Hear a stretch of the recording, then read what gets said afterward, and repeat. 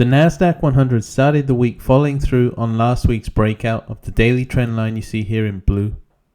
This was after last week's US CPI and producer prices report showed a drop in June and also coming in below analyst estimates. CPI in June was at 3% year on year and producer prices barely rose in June, up 0.1%. That was the trigger for tech stocks towards the end of last week. This is why Monday started off on a strong footing, with this bull flag playing out.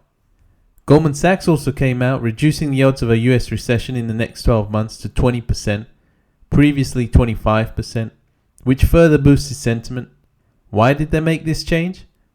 Well, their economists now believe inflation can be brought down without causing a recession.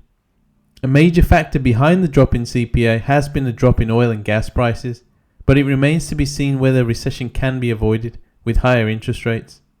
The Fed is expected to move again on rates next week, but it will be their forward-looking statements that the market will be watching closely to understand whether this is the final rate hike before they hold.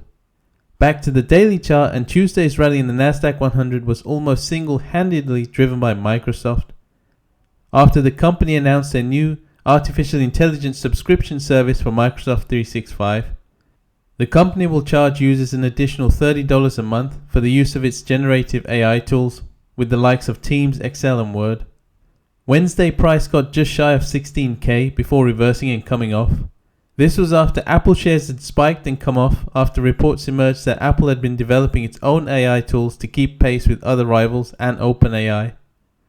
Thursday was a momentum changer. As you can see here, price dipped and closed below this daily trend line, which stretches back to March this year.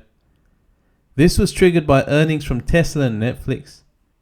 Netflix shares fell after missing on revenue forecasts for the next quarter, whilst Tesla shares tanked after Elon Musk said Q3 production would be a little down compared to the current quarter due to shutdowns for factory improvements.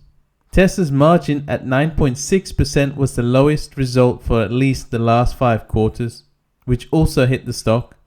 Remember, Tesla has been cutting prices to maintain the high level of demand, most likely in response to higher rates, which will be hitting the consumers' pockets hard, so less money is spent on luxury goods and services.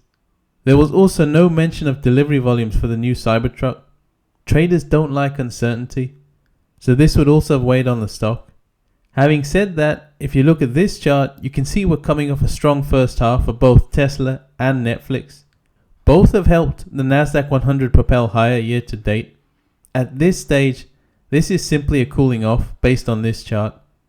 Tesla is still up 143% year to date, even after yesterday's sell-off. The Nasdaq's performance has been dominated by megacap tech stocks as shown by this chart.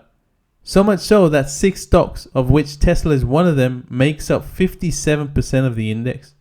There is a special rebalancing occurring today to reduce that dominance. In terms of the daily chart, today we see price tagging the daily trend line as resistance.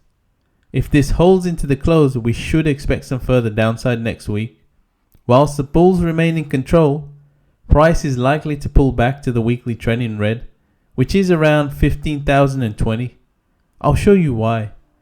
If I flip to the weekly chart, last week price broke out of this trend line in red, which connects to the highs from November and December 2021. A back test of this trend line around 15,020 next week would confirm the breakout. Only if we break and stay below this weekly trend would momentum change.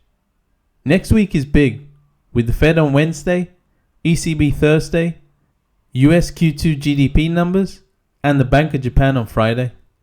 On top of that, we have more megacap tech earnings with Alphabet, Microsoft and Meta reporting, so expect the volatility to continue. Speaking of volatility, here is a chart showing seasonality in the VIX index. You can see the VIX tends to rise during this time of the year up until October, which could point towards further weakness in equities in the coming weeks. With that said, thanks for watching. Remember to hit that subscribe button so you don't miss out on future content. And I'll see you at the next one.